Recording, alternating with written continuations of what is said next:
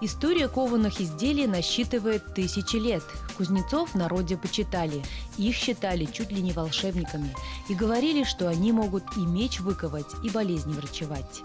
Художественная ковка – одно из направлений кузнечного дела. Она подарила миру изящные формы, тонкие линии и ажурные узоры. Художник по металлу имеет безграничные возможности для творчества. Сундук, который выглядит как бы в морской теме, но на самом деле это мангал. Внутренняя часть будет заполняться мангалом и атрибутикой, чтобы жарить шашлык. Здесь будет картина в виде корабля, плывущий на нас. Это заказ очень довольно-таки творческий, и можно выплеснуть из души какие-то желания и выполнить его от души, чтобы это было красиво и впечатлительно. Люди, которые заказывают все вот это, они сначала долго ходят и думают, как это все сделать, но придя к нам, они рассказывают нам свои идеи, мы стараемся максимально как бы понять их и воплотить их мечту в реальность.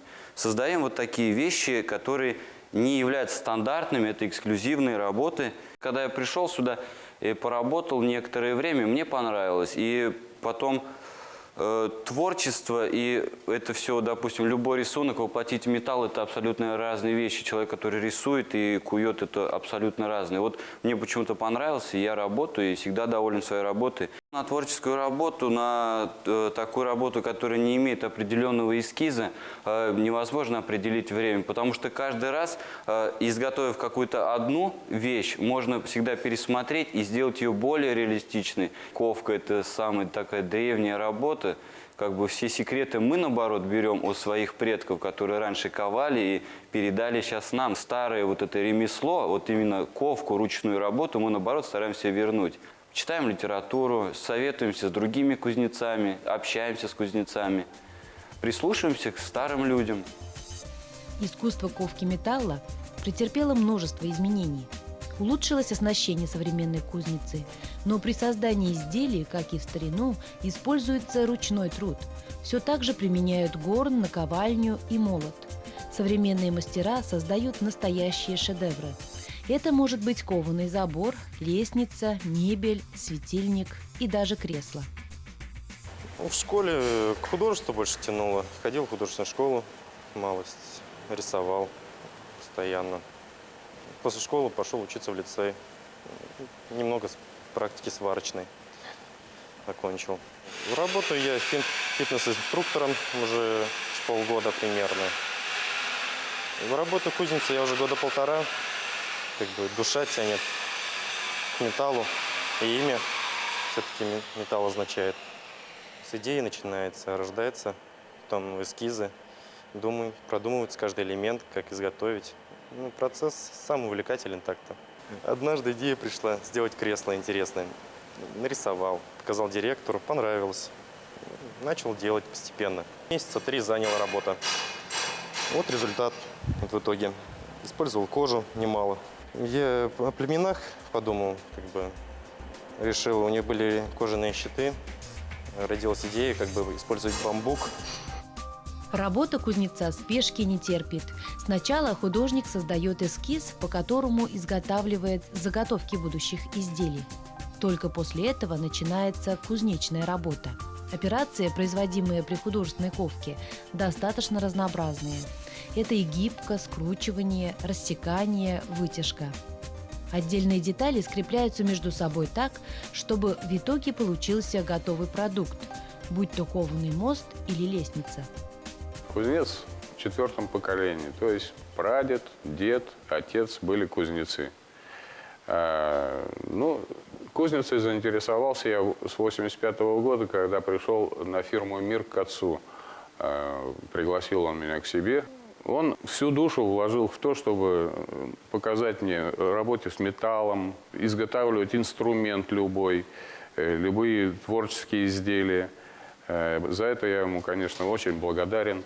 28 лет в кузнице. Я не устал от этого, что все время с металлом, тяжелая работа. Мне это очень нравится.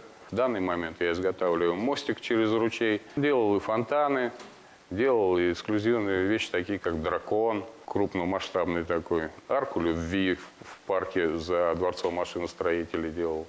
В основном, конечно, это защитные, то есть это решетки, ворота, калитки. Но очень многие хотят и дизайнерской, конечно, работы, потому что во дворе, чтобы не было пусто, какие-то интересные статуи, фонтаны.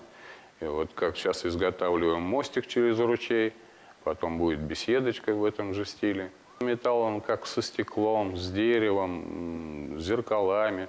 Он везде смотрится прекрасно. Сочетание необычайное бывает. И работать приятно, легко. И все получается. Кованые предметы красивы и хорошо смотрятся как внутри помещения, так и снаружи зданий. Они отлично сочетаются с другими материалами – камнем, стеклом, древесиной и текстилем. В современной ковке преобладает классицизм. Среди творений мастеров разные завитушки, листья, цветы, грозди винограда и птицы.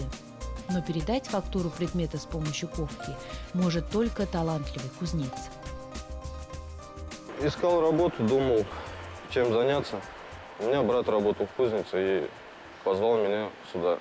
Я попробовал, у меня получилось. Все пошло. Вот итог. Тут был художник Игорь Павлович, он обучал нас. Эскиз приходит в голову сам, как бы это все в голове. На бумаге это не рисуется. Детали потом собираются, свариваются, зачищаются, красятся, патинируются. Работ в разнообразии очень много. Есть статуи, есть такие обычные как бы перилы те же, есть лестницы. Выполняется все это руками. Эти работы предназначены для людей, для заказчиков, которым нравится творческая работа. Они индивидуально, это одна работа, ее такой больше нет и ее не будет. Я сам не смогу ее повторить просто. Но нравятся все этапы. Изначально зарождается пока идея какая-то, потом она обдумывается какое-то время. Бывает, что она долго обдумывается, если сложная композиция. А бывает, что она как бы быстро приходит сама по себе. И в процессе работы все это придумывается дальше. Все это как бы... Сначала сделал пенек, допустим, потом пришла идея поставить листики с веткой, потом грибы какие-то, и птица в конце уже сама уже запросила сюда. Сегодня художественная ковка – сложный многогранный процесс, который использует старинные традиции и современные высокотехнологичные методы. Это ремесло продолжает объединять величайшее мастерство и творческое вдохновение. Конечно же, прогресс к нам приходит. Вот недавно у нас появился очень хороший помощник. Это плазменный станок. Он может вырезать буквально многие вещи. Создаются корректировки линейные, и он по ним вырезает металл до 20 миллиметров от нуля. Ну, и металл разный режет. Также и алюминий, и медь, простое железо, горячекатанное. Наработок именно по этому станку, да, достаточно много, потому что у него потенциал очень большой. Хотелось бы в накладку здесь ударить листы какие-то, чтобы появился какой-то объем 3D-шный. Вот. Но мы пока только с ним знакомимся, и, надеюсь, этот проект осуществится когда-нибудь при свободном времени. Отчасти являюсь художником, но также и кузнецом. Был один креативненький мангал, как бы я его собирал, каждый подходил и говорил, надо что-то вот тут, вот что-то вот здесь. Вот я прислушивался и уже дополнял, потому что одному тут фантазии как бы не хватает, каким бы ты художником ни был. А тут наработки у всех. Мастера уже давно с железом работают, уже знают какие-то свои определенные фишки там и говорят, что бы было лучше, чтобы было красивее, интереснее, креативнее. Современные кузнецы идут в ногу со временем. Участвуют на различных выставках, обмениваются опытом, изучают новые возможности кузнечного ремесла. Так создаются творческие мастерские. Сейчас работает основной костяк – это ученики Юдинцева Игоря Павловича.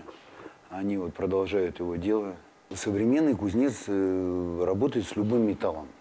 Свойства металла изучаются, там, я им много что рассказываю. То есть любой металл, цветной, алюминий, там, нержавейка, когда нагревается, он достаточно пластичен, и из него можно сделать что-то. Что? Вот можно посмотреть эскизы, можно придумать что-то самому.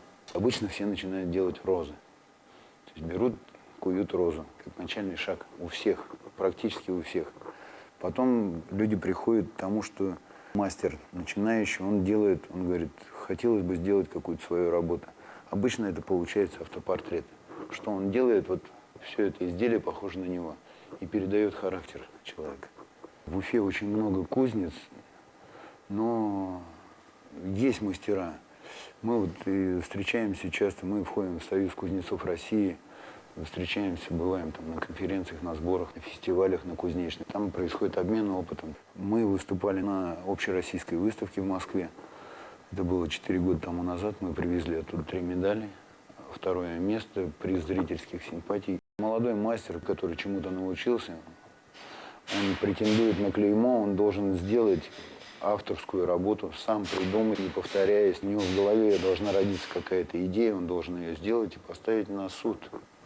На суд уже опытных кузнецов, авторитетных, которые, да, скажут, этот мастер может иметь клеймо. Клеймо это так, оно не фигурирует, оно для нас больше надо. Мастер, который имеет клеймо, к нему уже другой подход. Площадь гостиного двора, Башкиргаз, там, флюгер мы делали, входную группу Башкиргаза оформляли.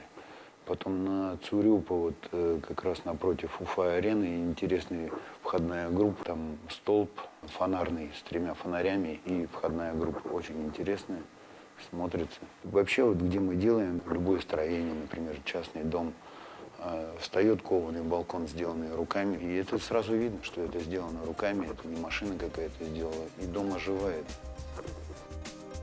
Интерес человека к металлу не угасает, ведь изделия художественной ковки долговечны, надежны и прочны. Они способны оживить и украсить интерьер, вписавшись в любой стиль дома, придав ему особую изюминку.